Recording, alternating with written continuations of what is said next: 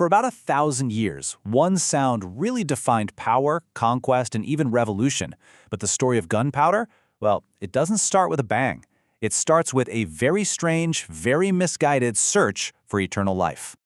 You've probably heard this classic line, right? It pretty much sums up how people have thought about warfare for centuries. Superior firepower always wins. It's just a constant contest of who has the better technology. But the real revolution wasn't about rifles versus pistols. It began way earlier. It was the moment that an accidental discovery just completely tipped the scales of power forever. So our story doesn't kick off on some epic battlefield. No, it starts in the quiet workshops of ancient China, with alchemists who were chasing a completely different kind of power. This is one of the greatest ironies in all of history, if you ask me. These Taoist alchemists, they weren't trying to make a weapon. They were trying to find a potion for immortality. Their quest to live forever led to an invention that would, well, bring about the end of life for millions. They were just mixing different substances, hoping for a breakthrough, and then one of their experiments went explosively wrong. And the name they gave it tells you everything. Huoyao. It wasn't called war powder or exploding dust. It was called fire medicine, which is a perfect clue that points right back to those alchemical experiments.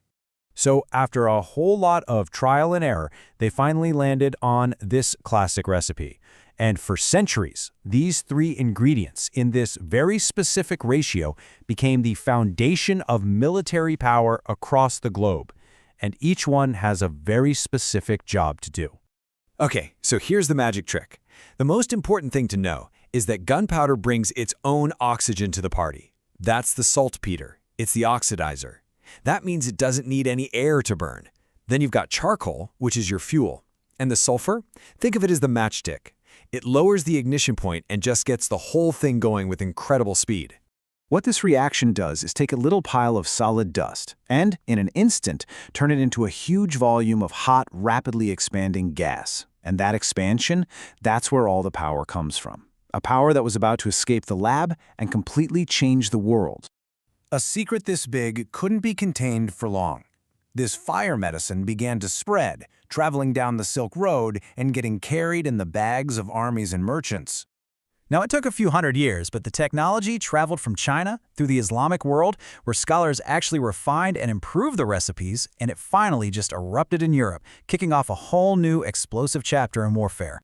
And we know exactly where it came from, because the name itself left a trail. In the Middle East, they didn't call it desert fire or something like that. They called it Chinese snow or Chinese salt. It was a direct shout-out to its origins. At first, the ways they used it were pretty crude. You should think of it less like a gun and more like a terrifying flamethrower. But it really didn't take long for some military genius to realize that if you could contain that explosive force, you could do a lot more than just scare people. You could actually launch things. For centuries, gunpowder was super powerful, but it was also dangerously unreliable.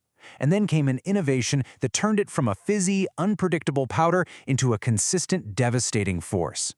The early stuff, which was called serpentine powder, was basically just a fine dust. The ingredients would separate when you carried it around, it soaked up moisture from the air, and it burned really unevenly. But then, somebody invented corned powder. They formed the mixture into dense little grains. And that one simple change made all the difference. So what was the big secret? By making it into tiny grains, or corns, you create little spaces between them. This lets the flame flash through the entire batch almost instantaneously, instead of just slowly burning through a clump of powder. It was a simple physical change that had a massive chemical impact.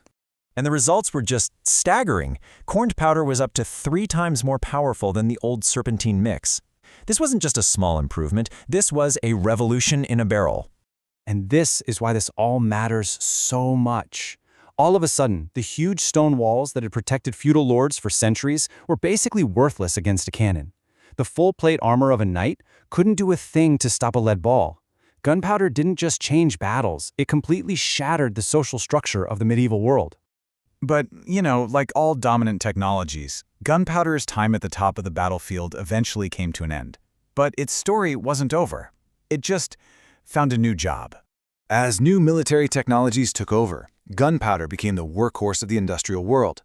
It was the explosive force that blasted tunnels through mountains, dug out mines, and literally cleared the path for the modern world. And then Eventually, even better chemical explosives came along. Dynamite, which was invented by Alfred Nobel, and all kinds of smokeless powders were just way more powerful and more efficient, and they pushed traditional black powder out of the spotlight for most jobs. But it never totally went away. Today, the original fire medicine has almost returned to its roots, creating beauty and wonder in fireworks. It's also absolutely essential for historical firearm enthusiasts and, of course, for making all those big explosions you see in movies. So you're left with this incredible thought. A tool that was supposed to create life became a tool for taking it, and then became a tool for building an entire new world. It really makes you wonder, what accidental discovery happening in a lab today might completely redefine our world tomorrow?